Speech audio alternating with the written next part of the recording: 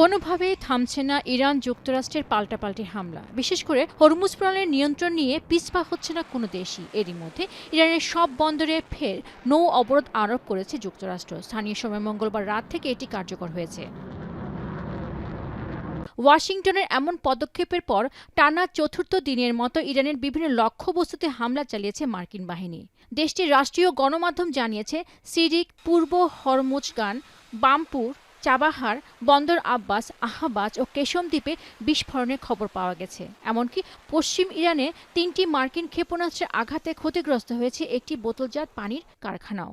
অবশ্য ইরানের বিরুদ্ধে নতুন দফার হামলা শেষ হয়েছে বলে জানিয়েছে সেন্টকম। তবে যুক্তরাষ্ট্রের হামলার জবাবে জর্ডানের মার্কিন সামরিক স্থাপনায় হামলা চালিয়েছে তেহরান। পাশাপাশি কুয়েতে মার্কিন সামরিক সরবরাহ কেন্দ্র ড্রোন হামলায় পুড়িয়ে দেওয়ারও দাবি করেছে আইআরজিসি। অন্যদিকে ইরানি ড্রোন হামলা প্রতিহতের দাবি করেছে কুয়েত।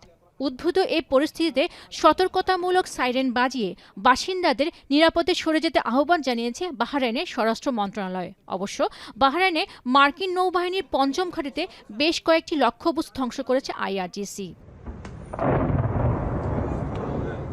নোভা এলইডি টিভি, ঝকঝকে ছবি, নিখুঁত শব্দ, 5 বছরের ওয়ারেন্টি। নোভা মানি, সঠিক মান, নিশ্চিত সেবা।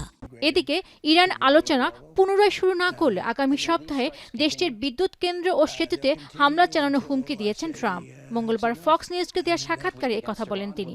এমনকি যতক্ষণ চাইবেন ততক্ষণ পর্যন্ত এই হামলা চলতে থাকবে বলেও তীর্যক মন্তব্য করেন Trump. They'll continue until I say it's enough, but we're going to hit them very hard tonight. We're going to hit them very hard tomorrow night. We're going to hit them very hard the night after.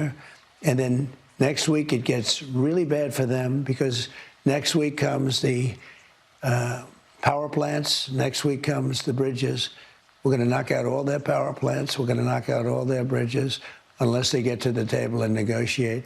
এদিকে মার্কিন কর্মকারের সমঝোতা স্মারক ভেস্তে যাওয়ায় ওয়াশিংটনের সঙ্গে আলোচনার অনুরোধকারী প্রথম পক্ষ ইরান হবে না বলে সাফ জানিয়েছেন দেশটির উপপররাষ্ট্রমন্ত্রী কাজেম ঘারিবাবাদি।